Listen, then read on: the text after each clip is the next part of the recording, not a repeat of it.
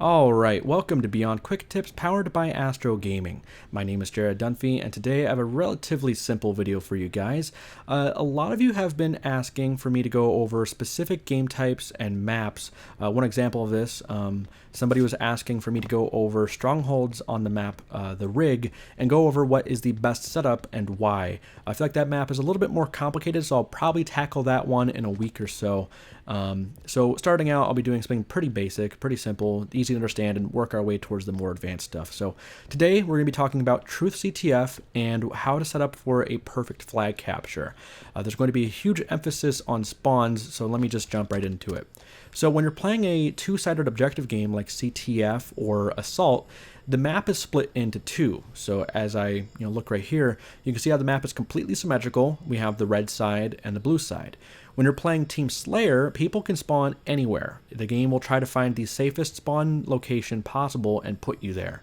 When you're playing a two-sided game type like CTF, you only spawn on your half. So for example, if you're on the blue team, there are four core spawn points basically. You have the car side, you have the bubble and this little ramp over here. You have the flag area, the basement, and then the pink side. The thing about the pink side is you can't spawn P1 or on the slide. There are actually only 4 spawns on the pink side. There's 2 on this ramp and then 2 on this ramp here. So once again, there are basically the 4 core locations. And as I was saying before, the game wants to put you in the safest location possible. So say the enemy team is dead, or say we're just doing a one-on-one, right? So if the enemy player is dead and I'm standing right here, he's not going to spawn pink because that wouldn't make sense. It's very, very close to danger and I could easily spawn kill him. So the game more than likely is going to put him on the car side because that's very, very far away and very, very safe. So just keep that in mind when you're playing fours. If your entire team is flooding into the pink side and you have one guy on car, they'll either spawn in the flag area basement or more than likely spawn on the car side because it's relatively safe. So you can take advantage of this when you're playing CTF, and basically there are 3 locations if you're on the offensive side of things on how to get the spawn trap going, and we'll start out on the car side. You'll see a lot of people grab the carbine. We have the frag spawns here, there's a plasma pistol and a sword below me, and there's also the sticky nades over here. So the cool thing about this is we have a lot of cover to work with. We have this wall right here, we have the pillar in this wall right here, and then with the carbine itself, you can see a lot. If a guy lifts up, you can see him land on this platform. You can see the flag capture plate. You can see this ramp. You can see that little attic up there. You have a lot to work with, and the carbine is amazing at this kind of range. On top of that, since you're standing here, you're blocking these spawns on the carbine side. There's still a chance that they'll spawn on it, so I guess you're actually blocking it, but you're influencing the spawns so they're less likely to spawn here. So this is the one thing you'll see a lot of people do. They'll hang out here with the carbine. I've seen Hines do this quite a bit.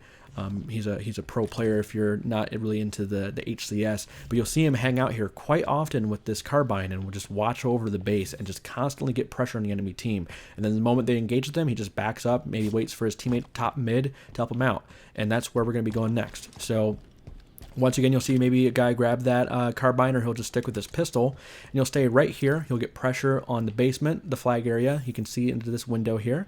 You can also look at the pink side or car side, and this is definitely the most complicated and the most difficult place to hold down for the simple fact that it's relatively open, and there's a lot of ways up here, and on top of that, you have to have really good awareness. If your teammate at pink needs help, you have to be able to rotate over there very, very quickly. If your teammate that's running in for the flag, he needs help, you have to be able to help him out. If the guy at car needs help, you have to be able to help him out as well. So there's a lot of movement involved with top middle. The one that I believe, or the location that I believe is the most important, is Pink Tower. There's a carbine right here. You have the frags right here, and then there's the camo right there, which is very, very important. So if you're standing right here on the slide, you're influencing these spawns. You're going to make it very less likely for the enemy team to spawn here since you're so close to it. So overall, you're not going to see a pink spawn if you're standing here. So they're going to spawn at flag, basement, or carbine. And because of that, say your team is spawning in base and you're the only one at pink, they know that the spawns are going to be very predictable because of this. So anyways, going back to this, pink is very, very important because, like I said, you can see so much. You can see bottom mid, you can see car 1, you can see the toilet area, you can see the door, the basement, the ramp here, the flag. You have a lot you can do. You can even move up to get some pressure and get some crossfire going with that guy at carbine. So this is where things get a little complicated, by the way, because I mentioned before, we have the 3 setups, and then you have that 4th guy that is going for the flag. Now, I guess it doesn't really matter where he's coming from as long as it's safe. But when you're killing the enemy team, you have to find out what is the best location to run the flag. And if you have a perfect setup, you have all 3 options available: top, mid, pink, and car. But my opinion, and some people might disagree with me, I think that as long as you have carbine locked down, carbine is the safest flag route. And once again, I'm sure a lot of people will disagree because people have success in different strategies, but I have the most success running carbine for one simple reason. When you're running it through car and you're blocking the car spawns, the enemy team is very likely to spawn in basement or on that pink side. So if they spawn in basement, they're either going to run through pink or they're going to run through bottom mid. And they might lift up as well, but at that point, they're very, very far away and you might have a lot of pressure on them. But there's still a chance they can shut you down. Anything is possible. Anyways, so when you're running it through car, if they're running bottom mid to stop you, they're out in the open. It's very, very dangerous. If they're running through pink side to try to, stop you when you get to the base, they're very, very far away. So you're at least going to run this flag all the way to toilet, maybe. You might get it into the flag. So you're going to get the flag a lot farther if there's going to be less people trying to contest it. So on the other side, if I go to pink, say we run it pink, and say the enemy team spawns basement, like I was saying before, if the enemy team spawns basement and we're running it pink, they can come out bottom mid, they can come out through here, they can come out through here, they can go into the base and jump up top mid, and they can do the same thing, if we're running at car, they can jump up top middle, but they have a lot more options available, so it's more difficult to contain, which means it's harder to defend the flag guy. So it really depends on the situation. If your team has camo control, or if we have power weapons, and maybe pink is the best option available, then go for it. If your guy at car is running the flag, and this is actually a really good example, I've seen a lot of people do this in matchmaking where, well, let me make it this simple. Things never go perfect in Halo. There's always going to be a guy that can't follow up on a play, or he might die or whatever. So, say we lost a player and this guy at car that's been holding this down for a while, he has an opportunity to run the flag. So if he's running for the flag like this, to go for the flag, he's now abandoning car, which means the enemy team is probably going to spawn here. So if he runs the flag back here, he's going to get taken down because these guys are going to jump over this wall, they're going to run around the corner. It's very, very deadly. So that's very, very important to have that kind of awareness to know what is the safest place to go. So, yeah, so basically what I'm trying to get at is when you're setting up for, offense, you want to have pink 2, you want to have top, middle, and car. If you're running the flag, just look at the enemy spawns, try to figure out your teammate's position, and then find the best location from there. And this will take a lot of practice, and you'll figure it out at some point.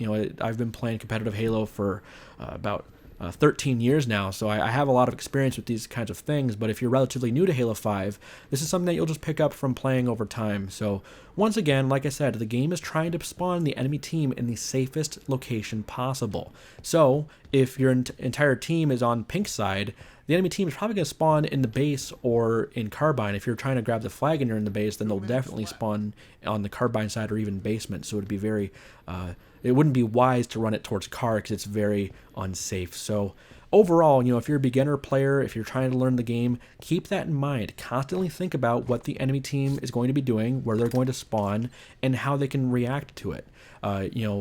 Going to say something more general like Slayer.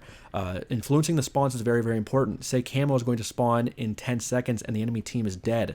If your entire team flocks over to, say, pink and they hold down, say, red flag and blue flag, that means the enemy team will definitely spawn on car side, which is very, very far away from the camo, which means your team will secure camo. Since you're securing camo, you'll get a couple kills, and those couple kills can get you the win. Now, that's a perfect scenario. You might not have that perfect setup, but just keep that in mind. You can potentially block spawns to help your team win the game just by securing a power weapon or getting that flag run going. So that's all I really have for this episode of Quick Tips, guys. I know this video was very, very long, but I wanted to go over things in depth so you understand everything completely. I didn't want to miss anything for this episode. So if you guys have any questions or suggestions, if you have any game types or maps that you want to see in the future, be sure to let me know in the comment section below, and thank you so much for watching.